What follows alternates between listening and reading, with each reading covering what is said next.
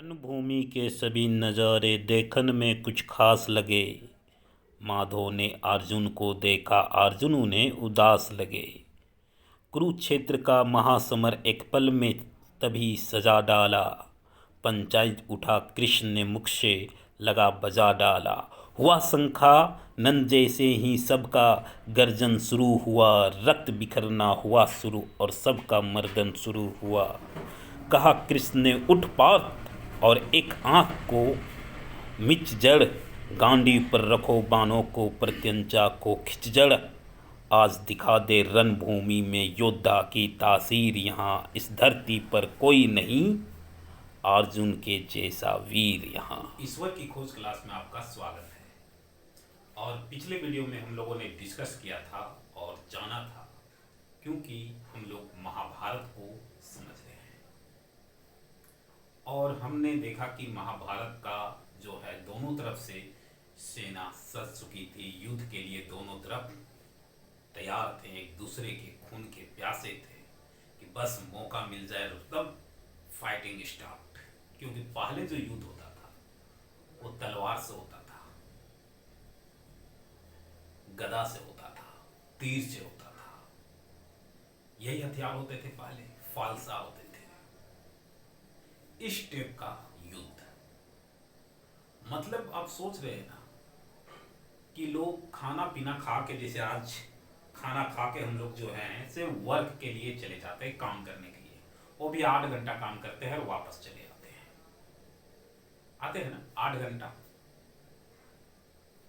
और सुबह लोग खाना पीना खा के घर से निकलते थे। खाना पीना तो छोड़ दीजिए, उनका खाना पीना बना, वो खाना खाएं और वहां युद्ध में भाग जो लिए हुए हैं उनको युद्ध लड़ना है।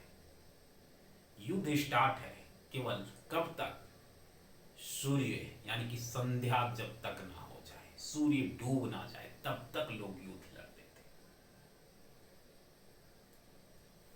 तो पिछले वीडियो में जब दोनों सैनिकों के बीच आकर अर्जुन निरीक्षण किए और निरीक्षण करने के बाद उन्होंने देखा सामने कि भैया ये तो मेरा अपना है, इस पे मैं बाण चलाऊंगा।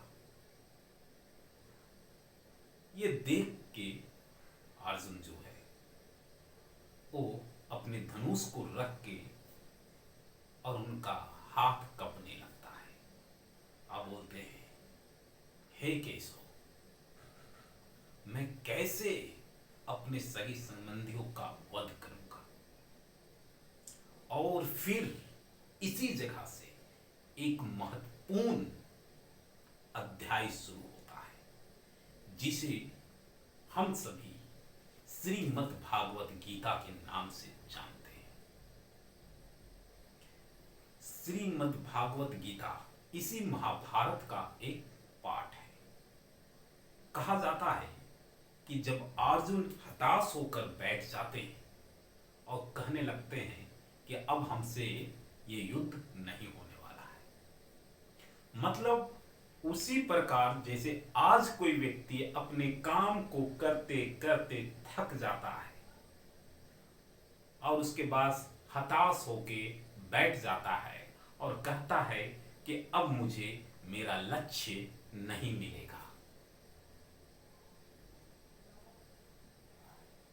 तब एक प्रेरणा की आवश्यकता होती है। एक मोटिवेटेड करने वाला पर्सन की आवश्यकता होती है, जो आपको प्रेरणा दे सके, मोटिवेट कर सके। इसीलिए महाभारत के युद्ध में जब अर्जुन हताश होकर बैठ जाते हैं, तब श्री कृष्ण उन्हें प्रेरणा देते हैं, यानी कि मोटिवेट करते हैं। और मोटिवेट करते हुए उन्होंने मोटिवेट करने से पहले जो है समय को रोक देते हैं। कहा जाता है कि जो सैनिक जहां थे वहीं पे स्थिर हो जाते हैं, किसी को पता तक नहीं चलता है कि समय, जैसे हमारे और आपके बीच समय रुक चुका है, पूरा स्थिर हो चुका है। और उसके बाद प्रारंभ होता है गीता का प्रवचन। श्री कृष्ण कहते हैं, स्टार्टिंग में वो कहते हैं कि जिन्हें तुम अपना कह रहे हो वो सब अधर्मी है और तुम इस सारे अधर्मी को खत्म करने के लिए आए हो, विनाश करने के लिए आए हो। मतलब कि अधर्म को विनाश करके धर्म की स्थापना के लिए तुम आए हो, और जो गलत करेंगे उसे सजा अवश्य मिलेगा।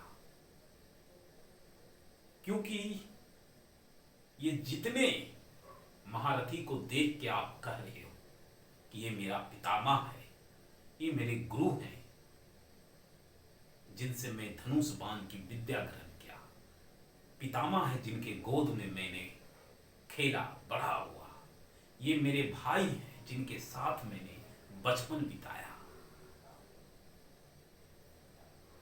ये एक से एक महारथी को आप देख के चकित हो रहे हो। ये सारे महारथी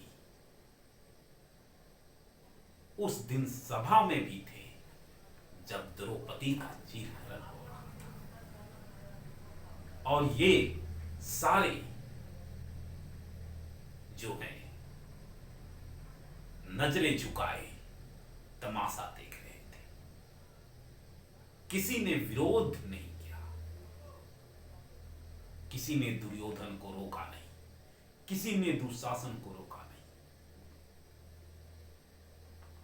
ये सभी उस दिन भी उस महासभा में मौन धारण किए बैठे रहे, और ये सभी आज युद्ध के लिए इस रणभूमि में आके तुम्हारे सम्मुख अड़े हुए हैं।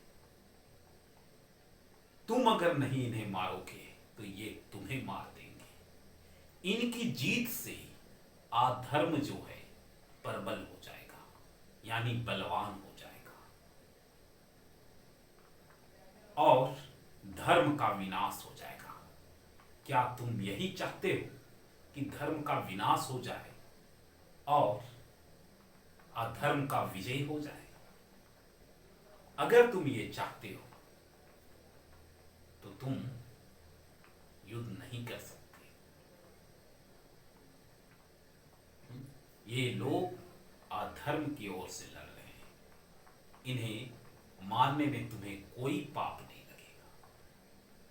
लेकिन इसी बीच अर्जुन बोलते हैं कि केशव, भगवान, मैं जानता हूं कि ये सभी गुनहगार हैं। मैं जानता हूं कि ये सभी गुनहगार हैं, लेकिन इनकी गुनाहों की वजह से यहां सैकड़ों सैनिक भी तो मारे जाएंगे। ये मेरे अपने हैं, मैं इन्हें क्षमा भी तो कर सकता हूं। मुझे ये राजपाट नहीं चाहिए। ऐसा राजपाट का क्या मैं करूंगा जिसमें मेरे अपने ही नहीं होंगे।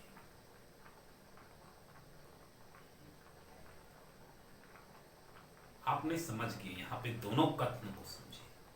श्री कृष्ण कह रहे हैं कि ये सभी अधर्म में है। अर्जुन बोल रहे हैं कि चलो हम माफ कर देते हैं भाई, ये सबने अधर्म किया है, लेकिन माफ कर देते हैं, क्यों इन्हें मारे।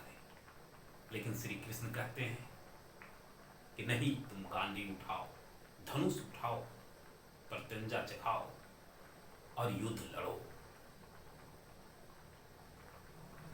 ये तो कृष्ण और अर्जुन के बीच का जो संवाद था वो मैंने आपको बतलाया।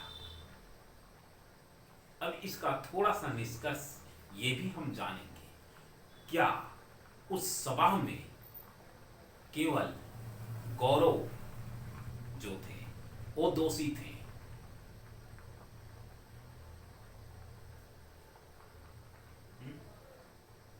पंचाली का अगर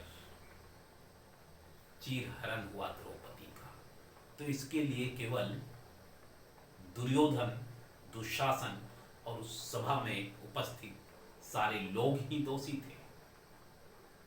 बिल्कुल नहीं। अगर जुआ खेलने के लिए आप गए हो तो आप भी जुआ खेल रहे हो, वो भी जुआ खेल रहा है, और इस जुआ के खेल में दोनों तरफ के जो व्यक्ति हैं वो दोनों दोषी हैं। दांव पे लगाने वाला ये कैसा खेल है कि दांव पे मैं अपनी पत्नी को लगा दूं? ये तो न्याय नहीं है। और अगर कोई जीत जाता है तो फिर उस पे मेरा क्या हक है? जब ये दांव पे पत्नी को मैं लगा दिया और कोई जीत गया तो उस पे मेरा क्या अधिकार है? अधिकार तो जीतने वाला का हो गया। जिस प्रकार युद्ध में लोग युद्ध को जीत जाने के बाद उसके पूरे साम्राज्य पे अपना अधिपति जमा लेते हैं, ठीक उसी प्रकार खेल में भी जब कोई खेल को जीत लेता है तो उस प्राइज पे जीतने वाला का अधिकार हो जाता है। आज लोग क्रिकेट का खेल खेलते हैं, तो क्रिकेट का जब खेल होता है तो उस खेल में आप देखे होंगे कि जो विजेता जीतता है उसको ट्रॉफी मिलता है, तो उस ट्रॉफी पे किसका अधिकार होता है? क्रिकेट खेलने वाला का, जो जीता है उसका अधिकार होता है। अगर उस गेम में, उस जुआ में इन्होंने अपनी पत्नी को दांव पे नहीं लगाया होता, पत्नी को दांव पे लगाया तो कल के अपने भाई को लगाएगा, ये कहाँ का न्याय है? दोषी दोनों थे, सजा भी दोनों को मिलेगा। हम लोग आगे, लेकिन चूंकि ये लीला करना था वो हम लोग आगे समझेंगे। आज हम लोगों ने कृष्ण और अर्जुन के बीच का संवाद को अपने भाषा में आपसे डिस्कस किया और आपको समझाने की कोशिश की। अगर वीडियो अच्छा लगे तो लाइक और शेयर और सब्सक्राइब जरूर करें और सपोर्ट करें। फिलहाल के लिए मुझे इजाज़त दें। जय हिंद, जय भारत।